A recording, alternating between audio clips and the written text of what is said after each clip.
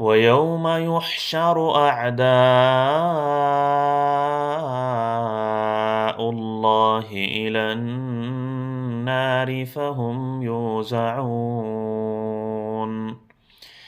حتى إذا ما جاءوها شهد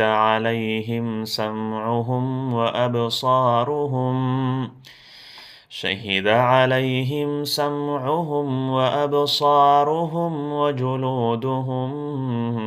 بما كانوا يعملون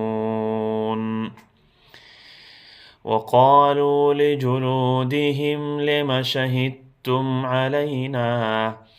قالوا أنطقنا الله الذي أنطق كل شيء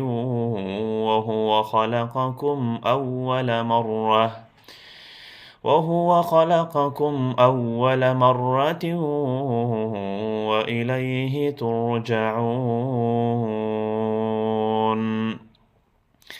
وما كنتم تستترون أن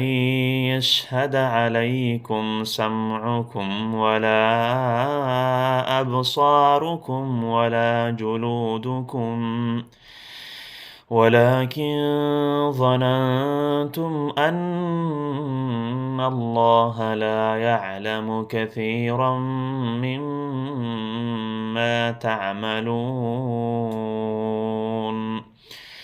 وذلكم ظنكم الذي ظننتم بربكم أرداكم فأصبحتم من الخاسرين فإن يصبروا فالنار مثوى لهم وإن يستعتبوا فما هم من المعتبين وقيضنا لهم قرناء فزينوا لهم ما بين أيديهم وما خلفهم